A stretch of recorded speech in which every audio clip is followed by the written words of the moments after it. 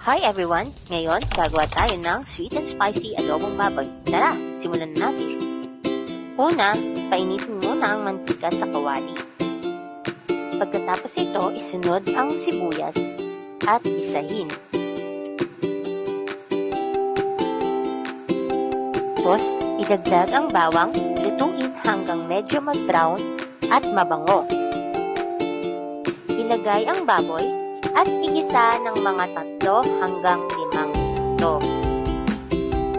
Pagkatapos nito, timplahan lang natin ito ng asin, ng durog na paminta, at ng kaunting paprika. At haluin ito ng mabuti para kumapit ang lasa. Naglagay din ako ng kaunting pamintang buo.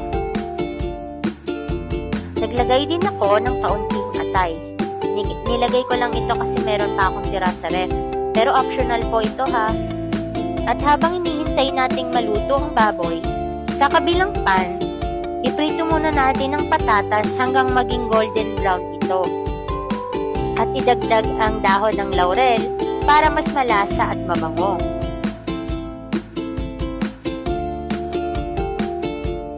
Ayan. Luto na at naging golden brown na ang ating mga patatas, kaya pwede na natin itong hamuin. Nagdagdag lang ulit ako ng patatas dito kasi paborito ito ng anak ko. At isunod na nating ibuhos ang suka, ang toyo, at kaunting tubig. Yung tubig po dito ay naging kulay brown dahil sa toyo. At haluin lang natin ito ulit at pakuluin ng mga 30 minuto o hanggang lumambot lang ang karne. Pagkalipas ng 30 minuto, maglagay lang ng kaunting asukal at chili flakes para sa sweet and spicy na timpla.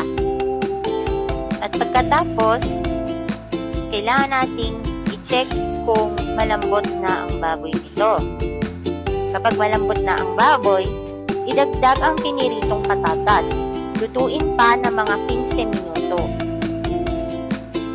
At kapag luto na, ilagay ang siling pula at pakuliin pa ng 2 hanggang 3 minuto.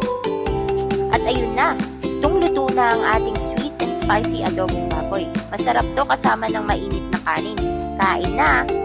Thank you for watching Lian Stays Vlog. Huwag kalimutang i-like, subscribe, at i-click ang bell para updated ka sa next na luto. Bye-bye!